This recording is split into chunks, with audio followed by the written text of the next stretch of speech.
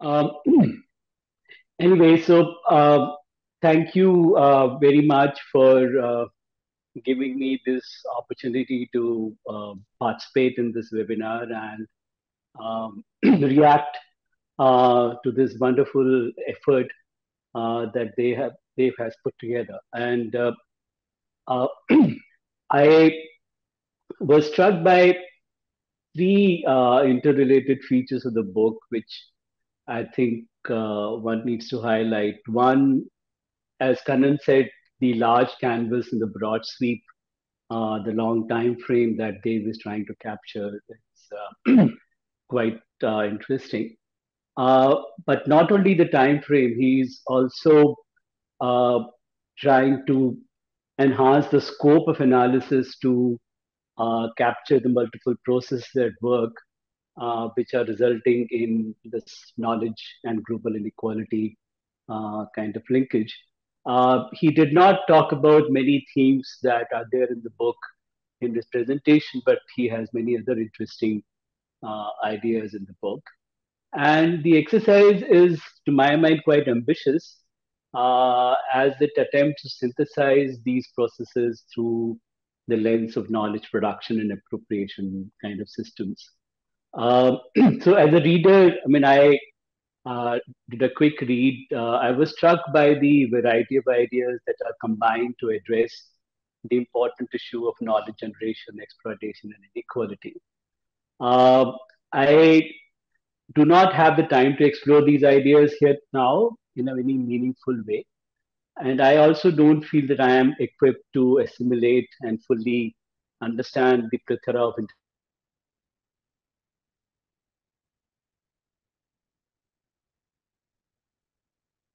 in this book. What happened? There's a pause. Priyanka, Yeah, yes, so Professor Rakesh Prasan's internet has gone. Suddenly the video and audio stopped. Out on things. Therefore, Now. some of these issues that I raise may be not as relevant as these are not based on thorough reading of the book. Anyway, so let me raise these issues nonetheless. So the first set of issues are in the context of the so-called convergence divergence debate.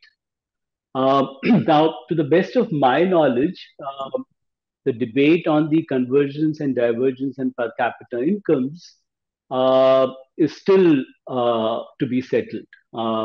There are differences in data, methodologies used, and so on, which makes the literature somewhat inconclusive. Moreover, the literature highlights two very interesting patterns that uh, are probably relevant for what Dave is trying to look at. One interesting pattern is that the trends in per capita incomes across countries do not always coincide with trends in other indicators like education and health. And insofar as education and health can contribute to technological capability building, which Dave emphasized a great deal, it's an important conclusion. I mean, the trends in health and education indicators converge faster than per capita incomes, according to many of these estimates. The other interesting pattern which people have identified, and there was a very interesting debate in development and change a few years ago around these issues. And so these studies have highlighted that while there may be convergence, some convergence which is uneven, as they mentioned, across nations, at the same time, there is an increase in inequality within nations. So you are looking at convergence, divergence, as they call it in the literature. So within countries, inequalities are on the rise. At the generic inter-country level, you might find some convergence. Now, given this context of the literature on convergence that is emerging, how does one interpret the core ideas of the book? That's one question that I have for Dave to sort of respond to in some sense.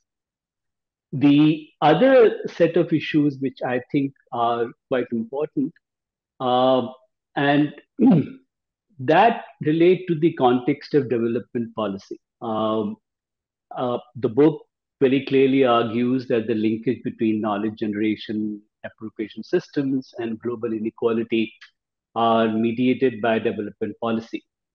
Indeed, many of the emergent systems, including global value chains, production networks, or knowledge clusters that Dave Spook talks about, have actually facilitated capability building in the global south if the policies were right.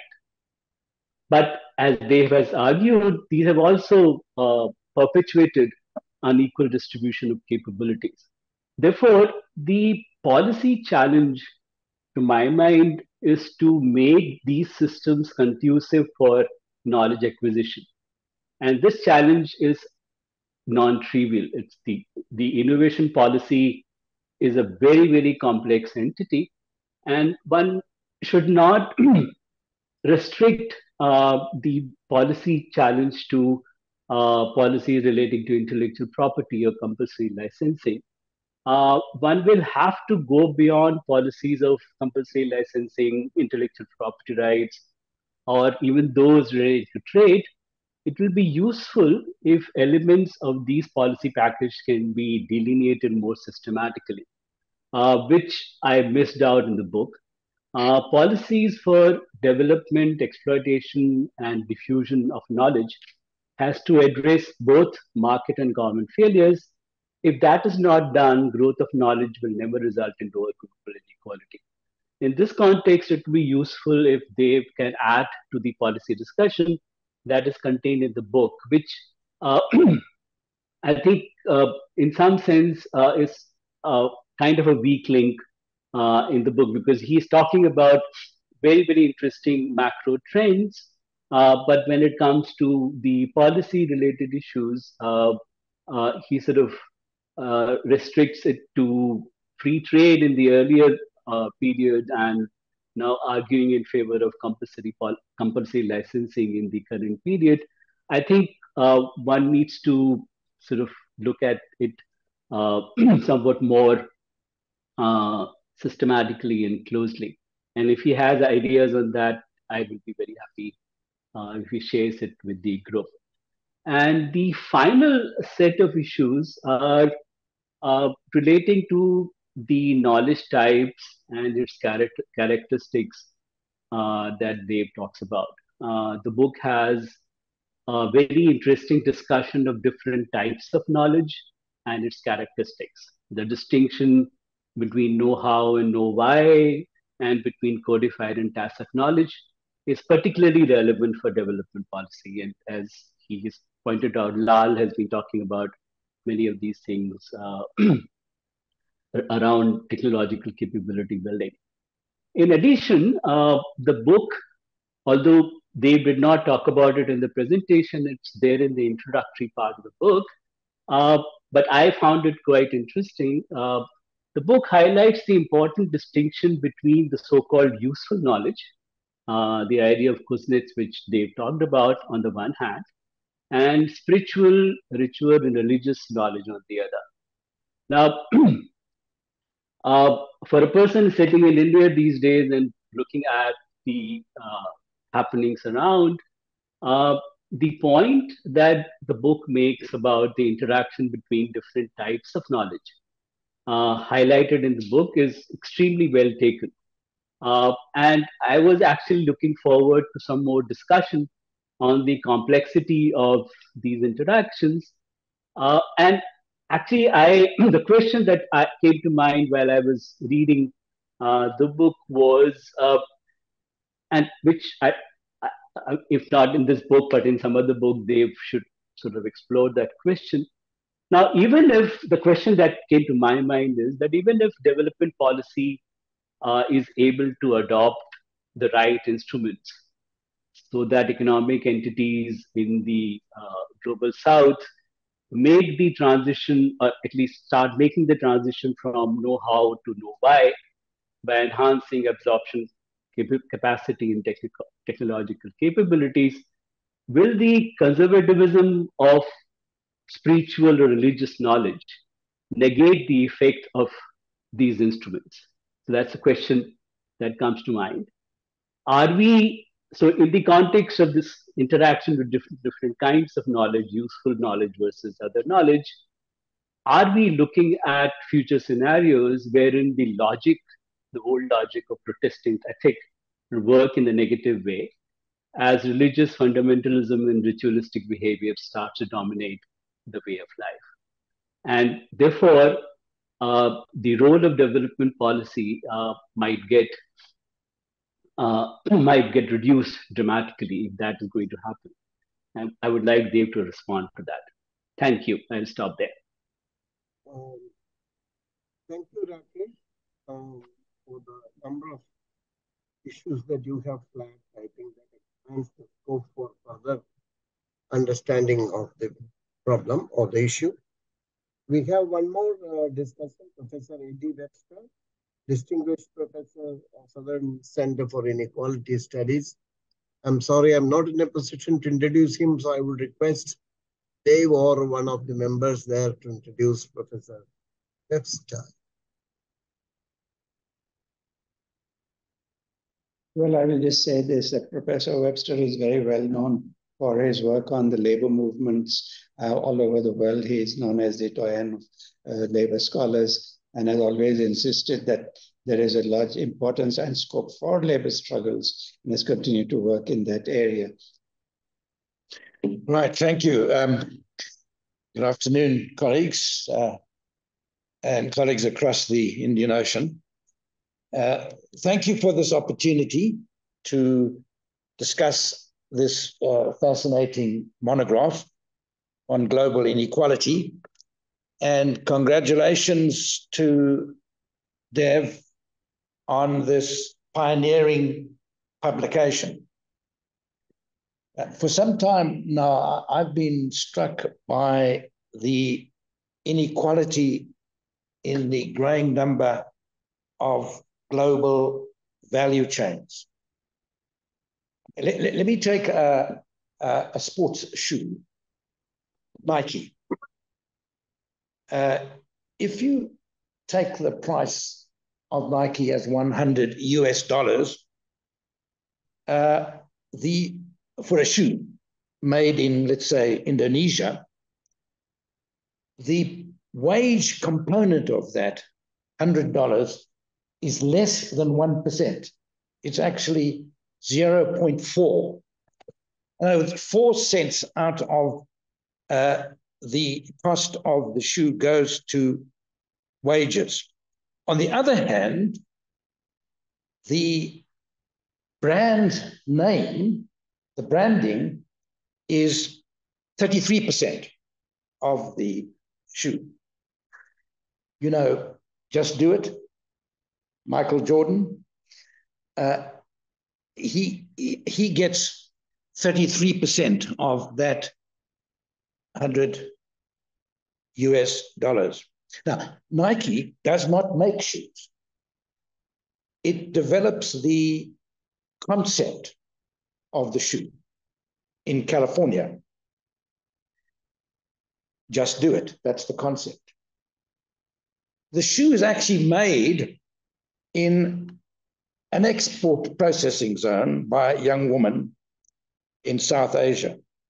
So here we see the 21st century intellectual division of global labor, conceived in the North, executed in the South. Now, as Dev puts it, high-income headquarter economies in the global North and low to middle-income supplier economies in the global South. So your iPhone is designed, branded, and marketed in the USA. It's assembled in Foxconn in South China. Now, what Dev does in this fascinating book is to explain how this form of global inequality came about. Importantly, I mean, he calls that adverse specialization. Importantly, it was not always like this. And he believes it could be otherwise. So let me deal with those 3 points quickly. Firstly, how did this great divergence come about? Or what Findlay calls the great specialization, and what Dev calls the adverse specialization. In other words, Europe and its offshoot specialized in manufacturing, while the rest of the world specialized in agriculture and the production of primary raw materials. Now, at the center of the monograph is that a form of intellectual monopoly cum monopsony capitalism has emerged over the past century and a half. And it's based on the monopolization of knowledge through intellectual property rights, IPR protection. This is the enabling condition for the creation of monopolies. Drawing on Joseph Schumpeter, the monograph argues that the objective of such monopolies is to capture profits higher than those available in competitive conditions. So that's at the core of the explanation. How did it come about? Now, what I found most fascinating, Dev, in the book is that the global economy has not always been so unequal. Just a footnote.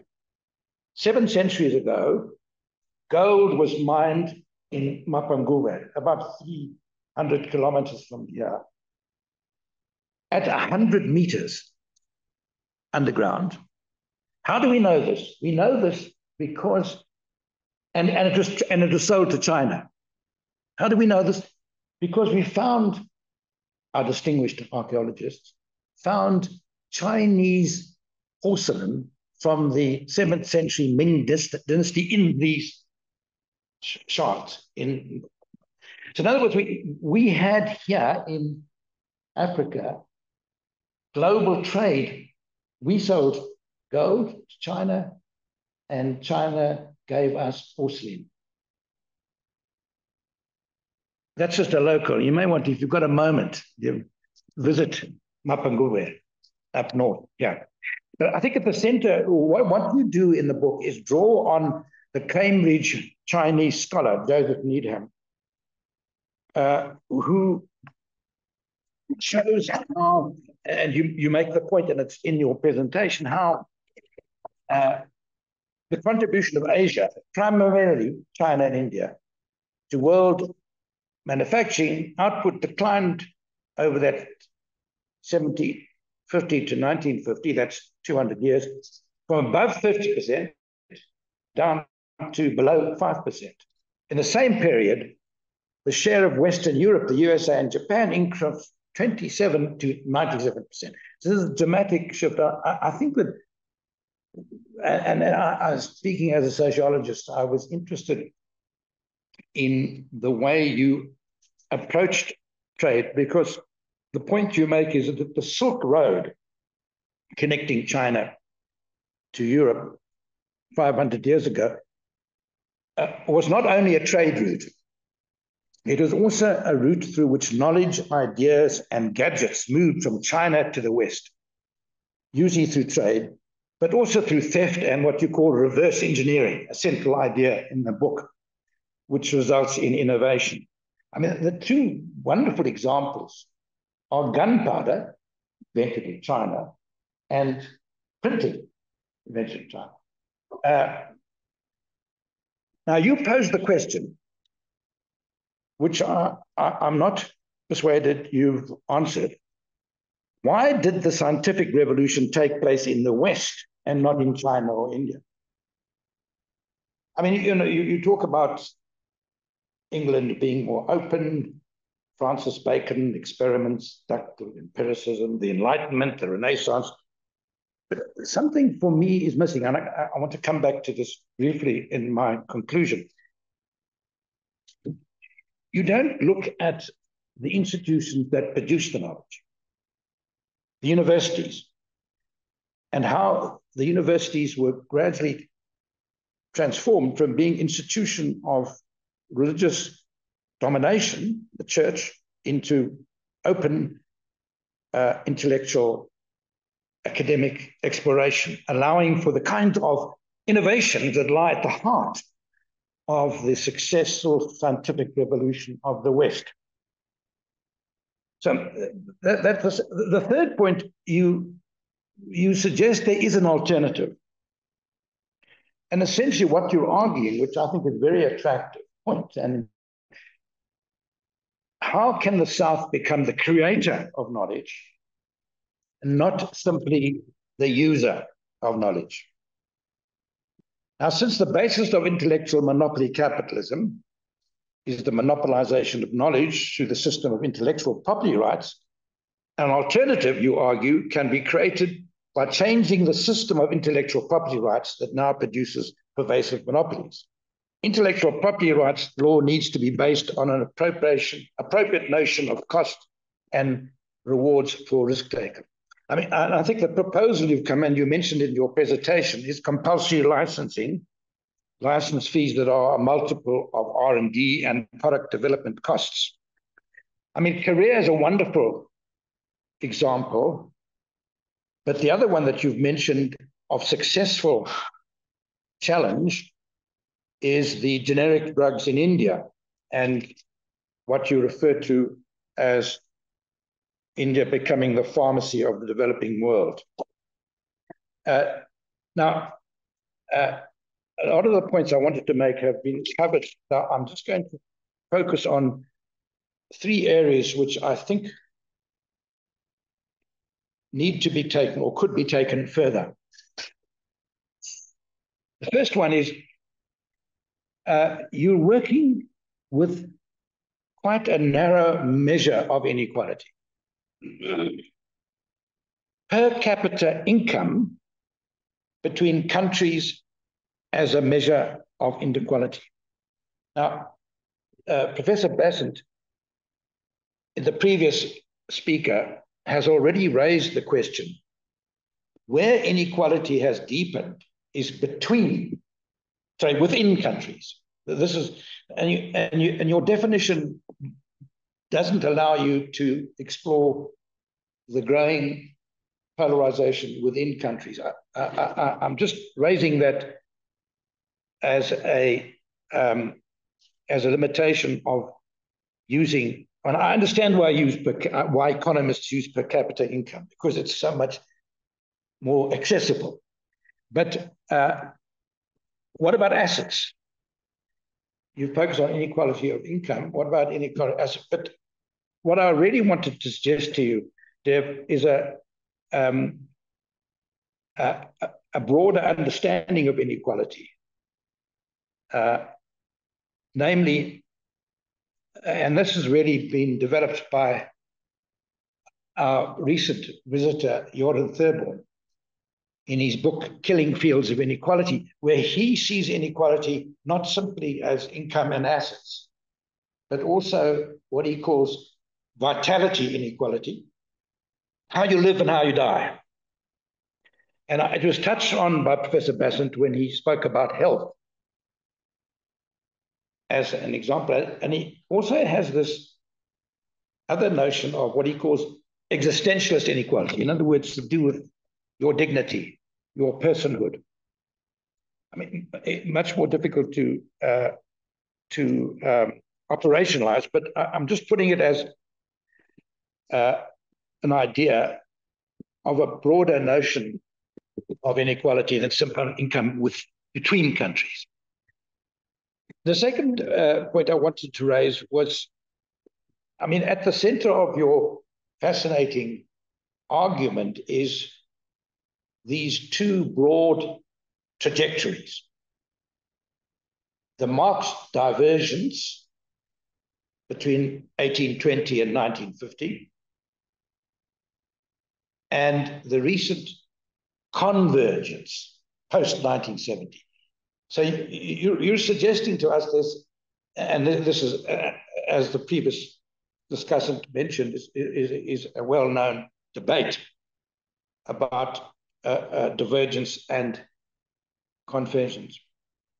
And you focus almost entirely on Asia and Europe.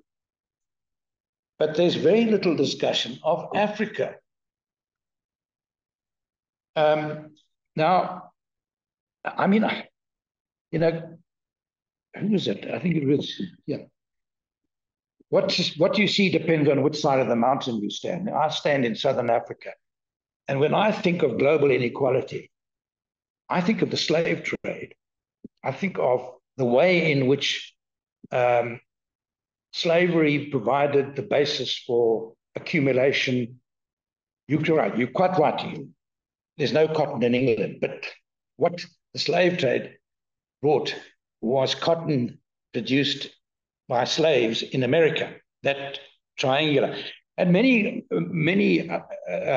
scholars would, I think, foreground when you're thinking about global inequality, the key role of the slave trade, that triangular slave trade, in the accumulation that provided the basis for the Industrial Revolution, which is the core of your argument. And I'm just raising that.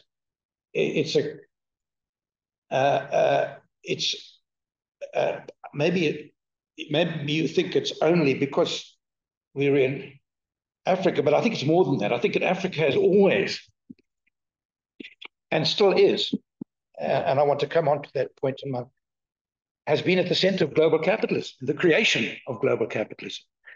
And I think it's something that I just wanted to draw your attention to. And also just add on a point, in terms of bringing it up to, I mean, it's Manuel Castells talks about Africa as the sort of dark hole of informational capitalism. Actually, from research that I've been doing and others have been doing, Africa is quite closely involved in the digital economy. And there's a wonderful book I just wanted to refer to you by Graham and Amir called The Digital Continent. I don't know if you've come across it, but I actually have a copy of it. I can forward to you if you're interested in pursuing it. Anyway, that's just a point about. I mean, I suppose the question is, what would it do to your convergence thesis if you included Africa? I think it would. You would find there's growing divergence if you include that. Anyway, that's something really for reflection. And just thirdly and finally, what interested me is that you don't discuss the kind of knowledge system that the global South would require to become creators of knowledge. I mean, to me, it's a kind of puzzle. What kind of knowledge system? At the center of your explanation of how the North got ahead is through the importance of knowledge in production. That's your phrase, and I agree very much with that formulation, because what you're saying is what happened in the Industrial Revolution is that England was able to cheapen the cost of production, basically, through mechanization. So mechanization becomes, and technological innovation, if you like, becomes at the center of that. So for me, and I'm just putting this forward really as a collegial comment, the missing link for me in the monograph is an account of how was it that this knowledge, how was this knowledge produced? What was the system of knowledge production in the North that allowed it to begin to transform production, starting with the steam power, then electricity, then the computer, then digital technology. So what and maybe I'm coming at this, Dev, as a sort of sociologist looking for institutions here, but what I'm looking for is the link between the institutions of learning and research and production. What was that link that made it possible for these technological revolutions to appear in Europe and not in China? What is it about the knowledge process? But I think, just in conclusion, I think your monograph will become a key text in helping answer that question.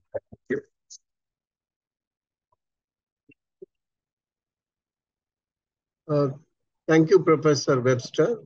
You also raised a number of critical questions, I'm sure, especially how the mechanism of exploitation contributed to a greater monopolization of knowledge based on slave trade, indentured labor, direct colonization, on a whole range of historical experiences.